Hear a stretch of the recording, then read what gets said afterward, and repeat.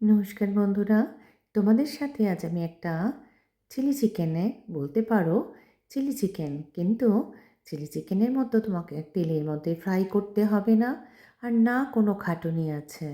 কিছুই না নাও, একদম ফ্রিজ থেকে বার করলাম, করার পর বনলেস চিকেনগুলো জলে ভিজিয়ে রেখে তারপর নিয়ে নিলাম মিক্সির মধ্যে, একদম কুচি কুচি করে তার সঙ্গে দিয়ে দিলাম পেঁয়াজ কুচি, রসুন কুচি দিয়ে একটু কী করলাম মিক্সির মধ্যে গ্রাইন্ড করে নিলাম। এরপর করলাম একটা ডিম নিলাম, ডিমের সাথে গোলমরিচ আর নুন দিয়ে ভালো করে এটাকে ফাটিয়ে নিলাম।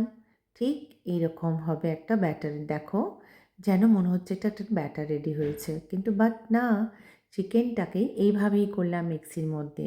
এইবার কিচ্ছু না, তেলের বদলে দাও ফুটন্ত জল, আর জলের মধ্যে দিয়ে দাও এই চিকেনগুলো। আর চিকেনগুলো দেওয়ার পর 15-20 মিনিট পর দেখবে সুন্দর এগুলো একদম চিকেনগুলো ফুটে উঠেছে, আর ডিমটা দেওয়ার জন্য একটা সাদা হয়ে গেছে। এগুলো তোমরা বাচ্চাদের টিফিন হিসাবে ভীষণ ভালো একটা রেসিপি, জানো, এভাবে দিতে পারো। আর আজকালকার বাচ্চারা তো ভীষণ চিকেন খেতে ভালোবাসে।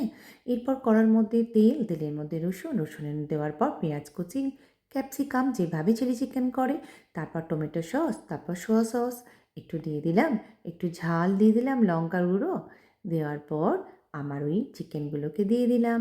দেওয়ার পর কেউ যদি একটু মিষ্টি পছন্দ করো, একটু সামান্য মিষ্টি দিতে পারো, আমি এখানে দিইনি। এবার দিলাম কর্নফ্লাওয়ার, আর একটু জল দিলাম, যেটা চিকেনে বয়েল করার যে জলটা সেটা দেওয়ার পর ভালো করে এটা নাড়াচাড়া করো, আর ফুটতে থাকবে।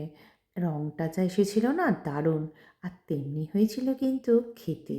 বাড়ির ছোট সদস্যগুলোর বেশ প্রিয় হয়েছে। অর্ডার এসছে পরের দিন আবার বানিয়ে দেওয়ার। তাহলে বোঝো কেমন হয়েছে।